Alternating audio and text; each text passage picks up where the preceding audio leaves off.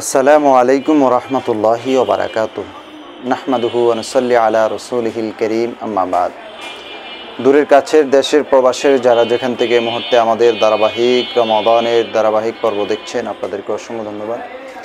প্রিয় দর্শক, আজকে আলোচনা করব পবিত্র কোরআনে এবং নবীজির অসংখ্য হাদিসে যাকাতের ক্ষেত্রে কেন এত সতর্কবাণী উচ্চারণ করেছেন, কেন এত ধমকের সুরে নবীজি বলেছেন এবং কেন এত ভয়াবহ শাস্তির কথা বলেছেন।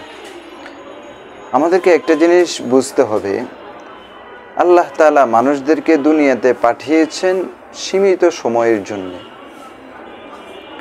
এই সীমিত সময়ে তারা মনে যা চায় তা করার স্বাধীনতা থাকবে না, যা মন চায় তা করতে পারবে না। কারণ দুনিয়াতে হলো মুমিনের জন্য কয়েদখানা, আর দুনিয়া সিজনুল মুমিন ওয়া জান্নাতুল কাফির। এই জন্যে মুমিন দুনিয়াতে যতই ভোগবিলাস করতে চায়, ভোগবিলাস আরামায়েশ জীবনযাপন করতে মন চায়, কিন্তু এই আরামায়েশ তার কিন্তু চিরদিন থাকে না। তাকে যে কোনো সময় রবের ডাকে সাড়া দিতেই হবে। এই জন্যে রব বলেছেন, যেই নিয়মের ভিত্তিতে আমি তোমাদেরকে যেই সম্পদের মালিক বানিয়েছি এবং আমি তোমাদেরকে যে একটা লম্বা হায়াত দিয়েছি, এই লম্বা হায়াতের মধ্যে তোমরা কতটুক আমার কৃতজ্ঞতা জ্ঞাপন করেছ আর কতটুক নাফরমানি করেছ, এগুলো সবগুলো আমার কাছে হিসাব রয়েছে। দেহের কৃতজ্ঞতা হলো দেহের যে ইবাদত রয়েছে, নামাজ, রোজা, তাকওয়া অবলম্বন করা। তেমনিভাবে সম্পদেরও কৃতজ্ঞতা রয়েছে যাকাত আদায়ের মাধ্যমে, দান সাদাকা করার মাধ্যমে। দান সাদাকাটা হলো ব্যাপক, আর যাকাত শব্দটা হলো নির্দিষ্ট ব্যক্তির উপরে এবং সম্পদের উপরে শর্ত সাপেক্ষে।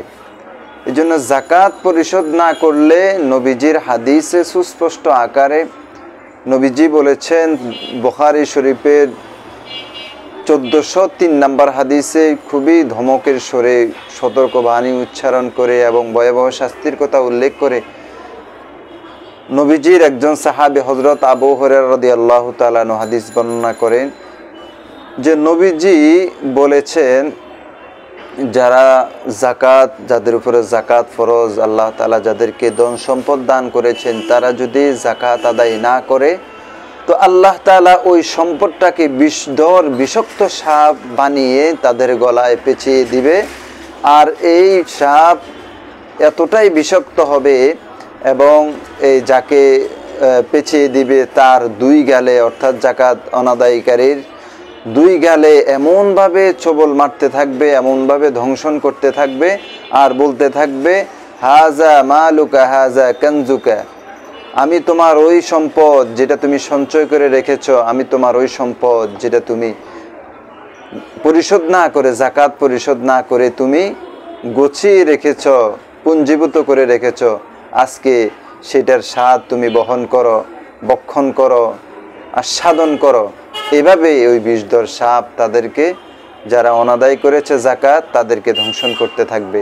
এই জন্যে মাল সম্পদ নিজের কাছে রেখে আপনার ইহকালেও শান্তি হবে না, পরকালেও শান্তি হবে না।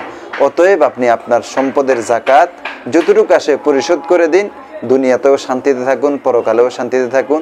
আল্লাহ আমাদেরকে যাকাত পরিশোধ করার তৌফিক দান করেন। আসসালামু আলাইকুম ওয়া রাহমাতুল্লাহি ওয়া বারাকাতুহু।